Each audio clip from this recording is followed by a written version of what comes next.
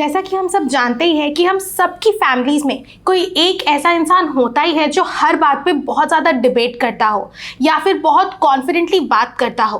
तो ऐसे लोगों को जनरली बोला जाता है कि भाई ये तो बड़ा होकर लॉयर ही बनेगा, जिससे हमें ये लगने लगा कि शायद लॉयर बनने के लिए सबसे इम्पॉर्टेंट स्किल स्पीकिंग स्किल्स ही होती है, क्योंकि एक लॉयर का काम ही क्या होता है, कोर्ट जाकर बस बहस करना।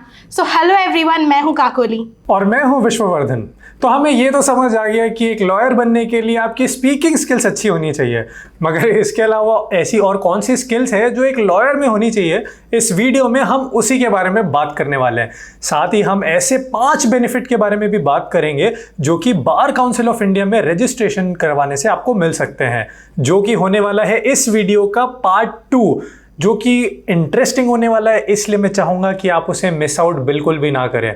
और साथ ही आप हमें कमेंट करके ये ज़रूर बताइएगा कि आपके हिसाब से एक लॉयर या एडवोकेट में कौन सी स्किल्स होनी चाहिए। तो चलिए इस वीडियो को शुरू करते हैं। पहले तो कोई लॉ आखिर पढ़ता क्यों है? इतने सारे फील्ड्स भी तो है। देखिए, सारे फील्ड्स बहुत अच्छे होते हैं, लेकिन लॉ ऐसा प्रोफेशन है जो कभी भी देश के इकोनॉमी से अफेक्ट नहीं होता और ना ही इसमें जॉब्स और स्कोप की कमी होती है। अब स्कोप की तो मैं क्या ही बात करूं, हम सब ने बचपन से ही कितने सारे सीरियल्स देखे हैं जिसमें जज ऑर्डर बोलता है, तो उसके बाद हम सोचते हैं कि हम बड़े होके जज ही बनेंगे। लेकिन गलती से कहीं अगर हम अपने दीदी भैया के साथ उनके ऑफिस में चले गए या कंपनी में, तो वहाँ का कूल कॉर्पोरेट कल्चर देखकर हम तुरंत स्विच करते हैं कि नहीं, हम तो बड़े होके अब कॉर्पोरेट लॉयर बनेंगे। और कुछ ना भी बने तो अगर हमारे मम्मी पापा, चाचा चाचू या कोई और मेंबर घर में अगर वकील हैं, तो फिर क्लाइंट्स तो हमें तुरंत मिल जाएंगे, तो हम बड़े होकर वकील बन जाते हैं। पर काश ये सब इतना आसान होता। ये सब बनने के लिए बहुत मेहनत लगती है और इसके साथ ही हमें लॉ पढ़ने की ज़रूरत है। सो जनरली स्टूडेंट्स आजकल सबसे इजी और पहला करियर ऑप्शन के तौर पे लिटिगेशन ही चूज़ करते हैं, जिसमें वो लॉयर या एडवोकेट बनते हैं। लेकिन क्या लॉयर और एडवोकेट दोनों सेम है? नहीं, लॉयर वो होता है जिसे एकेडमिक एक्सपीरियंस होता है, कोर्ट में केस लड़ने का नहीं। तो जब भी कोई स्टूडेंट 3 या 5 साल का LLB प्रोग्राम ख़त्म कर लेता है और उसके हाथ में लॉ की डिग्री आ जाती है, तो उसे हम कहते हैं लॉयर। अगर वही लॉयर जाके बार काउंसिल से एनरोल हो जाता है, तो वो बन जाता है एडवोकेट, जिससे कोर्ट एक्सपीरियंस होता है। तो ये होता है फ़र्क लॉयर और एडवोकेट में। अब आ जाते हैं हमारे दूसरे सवाल पे, लॉयर आखिर बनते कैसे हैं? ये समझने के लिए कि 12th पास करते ही हमें करना क्या चाहिए और लॉ में ऑप्शंस क्या क्या है, तो चलिए इसे आसान शब्दों में और इस टाइमलाइन से समझते हैं। पहले तो आपने अपना 12th कंप्लीट किया, जिसके बाद आप किसी भी एज में लॉ कॉलेज में एडमिशन ले सकते हो LLB करने के लिए। अब LLB भी कई प्रकार की होती है, जैसे कि 5 साल का BA LLB, BBA LLB, BCom LLB या फिर BSc LLB।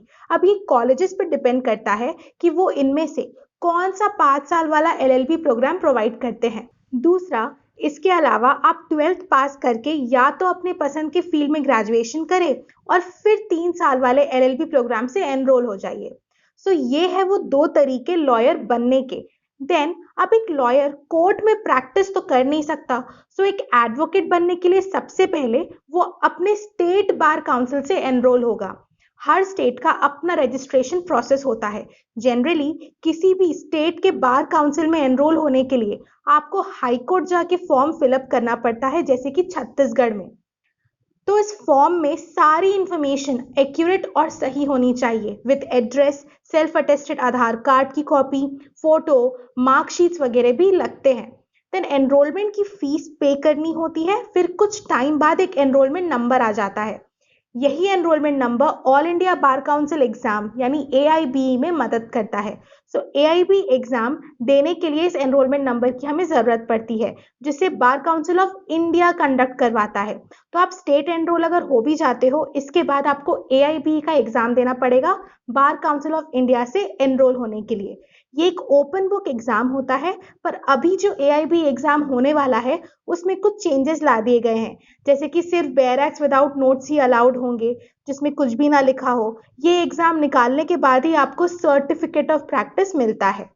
अगर आप में से कोई ऐसा है जो इस साल AIB का एग्ज़ाम देने वाला है तो मैंने डिस्क्रिप्शन में एक लिंक शेयर किया है जिसमें जाकर आप 8 बेयर एक्ट्स के पूरे कंपाइलेशन को खरीद सकते हो। अगर आपको AIB एग्ज़ाम के लिए और अच्छे से प्रिपेयर करना है तो फिर आप हमारे इस AIB के प्रीवियस ईयर पेपर से एनरोल हो सकते हो जिसमें आपको पिछले कुछ सालों के पेपर्स मिलेंगे।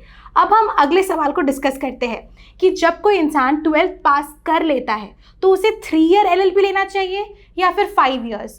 पहले तो आप ये ध्यान रखना कि LLB करने के लिए किसी भी एज की ज़रूरत नहीं होती। आप किसी भी एज में LLB के लिए अपीयर कर सकते हो।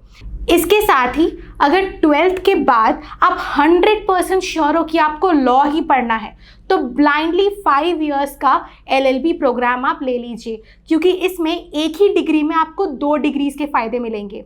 क्योंकि आप LLB के सब्जेक्ट्स तो पढ़ेंगे ही, लेकिन इसके साथ ही दूसरे फील्ड के सब्जेक्ट्स भी आपको पढ़ने को मिलेंगे, जैसे कि BBA, BA, BCom and so on. लेकिन अगर आप 12th करने के बाद श्योर नहीं हो कि आपको लॉ करना है तो फिर आप एक काम कर सकते हो, आप ग्रेजुएशन कर लो अपने किसी भी पसंद की फील्ड में 3 साल के लिए। उसके बाद आप 3 ईयर LLB प्रोग्राम से एनरोल हो जाओ। लेकिन इसमें एक ड्रॉबैक है। वो ड्रॉबैक ये है कि इसमें 1 साल और ज़्यादा लगेगा।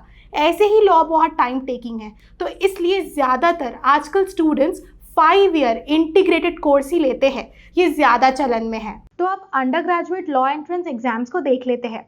अब एंट्रेंस एग्जाम्स में कंपटीशन बहुत तगड़ा होता है, लेकिन सीट्स लिमिटेड। तो सीट्स लिमिटेड होने के साथ एस्पिरेंट्स हज़ारों में मिलते हैं। तो मेनली UG प्रोग्राम के लिए 3 एंट्रेंस एग्जाम्स पॉपुलर है। पहला CLAT, दूसरा LSAT और तीसरा IELTS। अब ये सूट्स जिसने देखा है उसने तो हार्वी स्पेक्टर और माइक रॉस को LSATs बोलते हुए तो बहुत बार सुना होगा। CLAT का एग्जाम NLU में एडमिशन लेने के लिए होता है, तो वही LSATs के थ्रू एडमिशन लेने वाली कुछ कॉलेजेस हैं, Jindal law school, UPES, Indore institute of law, LPU, VIT, IFIM Bangalore वगैरह। हाँ, ये कॉलेजेस CLAT के स्कोर्स भी कंसिडर करती ही है। वही IELTS के स्कोर्स कंसिडर करने वाली मेन कॉलेज है NLU दिल्ली, और इसके अलावा थोड़े बहुत और कॉलेजेस हैं जैसे कि Sage university Indore, Xavier law school, जो IELTS के स्कोर्स भी कंसिडर करते हैं। चलिए इंडिया के कुछ टॉप NLUs को देख लेते हैं जहां CLAT क्रैक करके जाया जा सकता है। पहला NLSIU बैंगलोर, नालसार हैदराबाद, फिर west Bengal NUJS Kolkata, NLIU Bhopal, HNLU Raipur, और ये सारे जो आपको स्क्रीन पे दिख रहे हैं। सभी NLUs के कट ऑफ्स अलग अलग होते हैं। इन कट ऑफ्स को निकालने के लिए कुछ चीज़ों को देखा जाता है, जैसे कि नंबर ऑफ सीट्स, टोटल कितने कैंडिडेट्स अपीयर हुए इन दी एग्जाम, पिछले साल का कट ऑफ, क्वालिफाइंग कैंडिडेट्स कितने हैं और एग्जाम का डिफिकल्टी लेवल। इन यूनिवर्सिटीज़ के अलावा भी कुछ वर्ल्ड फेमस लॉ यूनिवर्सिटीज़ हैं, जैसे कि हार्वर्ड यूनिवर्सिटी USA, फिर Oxford university, university of Cambridge UK, या फिर येल यूनिवर्सिटी USA। अगर आप LLB कर रहे हैं या LLB करने वाले हैं तो आपको पता ही है कि लॉ सब्जेक्ट थोड़े टेक्निकल हो सकते हैं और उसे समझना भी थोड़ा मुश्किल हो सकता है।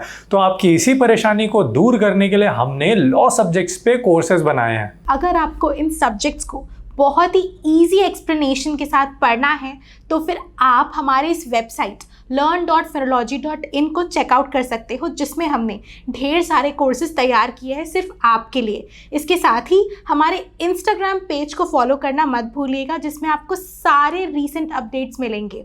तो मैं उम्मीद करती हूँ कि आपको हमारा आज का ये वीडियो पसंद आया हो। ऐसे ही और भी इम्पॉर्टेंट अपडेट्स पाते रहने के लिए हमारे चैनल को सब्सक्राइब करना और बेल आइकन प्रेस करना मत भूलिएगा। Thank you, bye bye.